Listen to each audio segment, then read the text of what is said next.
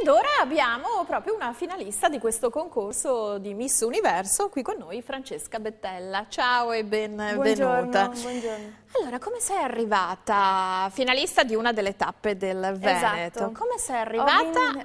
Ho vinto la seconda tappa di appunto Miss Universo che si è tenuta presso uno degli associati DOC. E era vicino casa perché appunto io sono di Abano e si è tenuta a Torreglia e quindi ho detto proviamoci. In provincia di Padova, Colli Euganei, Esatto. per chi non avesse una Nei Colli cognizione Euganei. geografica. Ti sei fatta un'idea del perché hai vinto? Beh, ero circondata da ragazze bellissime, appunto quando sono arrivata ho detto Dio, magari non ho neanche tutte queste possibilità. Però secondo me non bisogna avere solamente la bellezza, perché quella ce l'hanno tante ragazze, ma soprattutto anche il portamento e lo star bene con il proprio corpo, e tutta una serie di cose che fanno da contorno, però sono molto importanti. Anche sicurezza di se stesse, magari alla tua età, insomma, spesso non è una cosa che si ha o si ha in maniera no. giovanile, quindi sapere anche cosa si affronta anche con disincanto. Sì, ci sono ragazze che a volte di sicurezza ne hanno troppa da vendere e altre che non ce l'hanno, però un po' di sicurezza bisogna sempre averla, perché comunque è quella che ti fa andare avanti, perché se uno è insicuro resta chiuso e resta indietro, magari coglie meno possibilità che gli si presentano davanti. Però mi sembra che tu stia dicendo che ci voglia anche umiltà, perché d'altro canto magari ci sono ragazze o ragazzi che sono troppo presi di sé. Sì, insomma, se ne conoscono, ma si lasciano stare. Come sei arrivata a questo concorso, il tuo primo concorso di bellezza? Da chi è nata l'idea? Allora, mia mamma, che appunto è una donna che mi porta ovunque per farmi appunto felice. Che è qui dietro le quinte. È qui dietro le quinte. Ed è la bellezza degna della figlia, vi posso garantire. Sì, è una bella donna. Noi confermiamo. Lei mi ha spinto anche quando io ero un po' insicura. E tutte le volte in cui lei mi ha spinto, e non mi ha mai spinto troppo, ho sempre avuto dei risultati, quindi questo per dire ascoltiamo le mamme. Quindi può essere una buona indicazione quella che ti ha dato Sì, assolutamente. Ma tu domanda banale, cosa sogni per il tuo futuro? Perché tu studi in un istituto, se non sbaglio, che è di indirizzo di marketing internazionale. Esatto, io frequento una scuola superiore ad Abano Terme, ad indirizzo relazioni internazionali marketing, quindi studio 3 lingue, economia, diritto, tutte materie che mi serviranno poi in un futuro.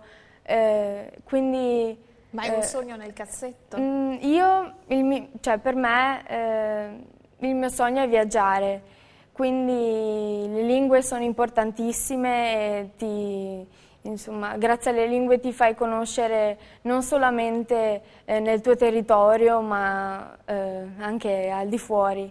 E sogni una carriera nel mondo della bellezza, della moda, io del sogno cinema? sempre qualcosa all'interno della moda.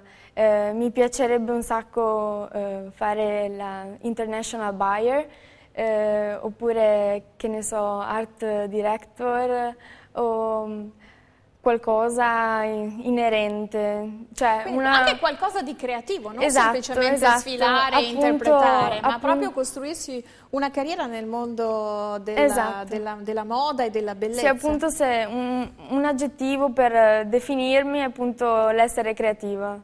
Che cos'è secondo te un oggetto? Che cos'è la bellezza? Prima diceva Cristina Bruno del bello non ci si stanca mai, però un bello che negli ultimi tempi viene considerato bello ciò che è diverso, non che ciò che è omologato, per fortuna. Esatto. La bellezza, secondo me, una per essere bella deve essere innanzitutto semplice, deve star bene con se stessa. E ho sentito una frase l'altro giorno che diceva che per essere belle non bisogna piacere agli uomini ma piacere alle donne, perché appunto magari si viene valutate perché gli uomini non capiscono niente. Ma si viene... no, magari io posso dire qui adesso gli strani alle volte non sono così acuti, con tutto il rispetto per il genere maschile. No, si viene perché alcuni uomini a volte valutano i soliti canoni, dai, diciamo così. Ecco sì.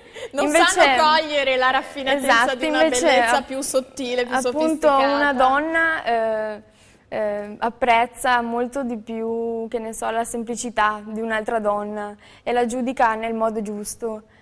Adesso le tappe sono ancora parecchie, però insomma noi ti auguriamo, visto che ti stiamo tenendo a battesimo e anzi ci fai la promessa che quando sfonderai nel mondo della moda, della creatività, verrai qui a raccontarci la tua storia. Non ti spaventano le prossime tappe che sono sempre più impegnative? Perché adesso magari il 12 luglio la finale è qui in Veneto, poi si va a Roma e poi si va addirittura oltreoceano. Esatto, ad Hong Kong. Appunto.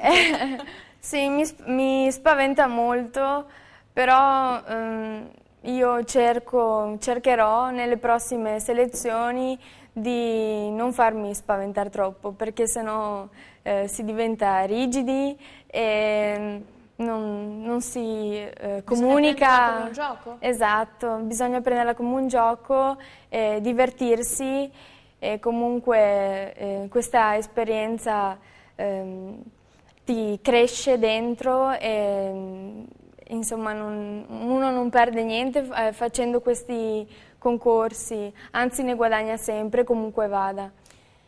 Tu dicevi sono stata spinta dalla mamma, la mamma è sempre con te e che ruolo ha la mamma per una giovane ragazza rispetto alle amiche, no? Perché magari uno si aspetta che si iscriva a un concorso con le amiche, magari le amiche ti fai accompagnare dalla mamma, invece insomma, la mamma soprattutto nella mia età serve molto perché il mondo della moda è un mondo molto difficile e bisogna stare bene attenti alle persone che magari ti vogliono far sfondare, ti promettono cose che alla fine non si realizzeranno mai e quindi essendoci sempre la mamma con me le persone sanno già con chi hanno a che fare, sanno che pretendo la serietà, mia mamma pretende la serietà soprattutto. Con questa dichiarazione che mi sembra la dichiarazione di una ragazza molto assennata e anche chiunque ci stia ascoltando della tua età faccia tesoro che il papà e la mamma sono sempre le persone di cui ci si può affidare e non è una frase fatta ma effettivamente sono le persone che hanno a cuore il e che comunque anche il papà è sempre presente a guardare le sfilate o appunto anche all'ultimo concorso era presente, all'inizio è un po' geloso, poi ne va fiero. Tra l'altro tu prima mi dicevi fuori onda, se riuscissi ad arrivare in finale e a mettere le mani sul premio, la prima cosa che vorrei fare è proprio aiutare papà nella sua impresa. Sì, esatto. E poi viaggiare, assolutamente. Questo sì, è il mio sogno. E noi ti auguriamo di viaggiare in ogni angolo del pianeta. In bocca al lupo a Francesca Bettella. Chiudiamo qui questa bella parte di 7 in punto all'insegna della bellezza. Torniamo domani mattina nel corso della giornata, il telegiornale. Grazie, arrivederci.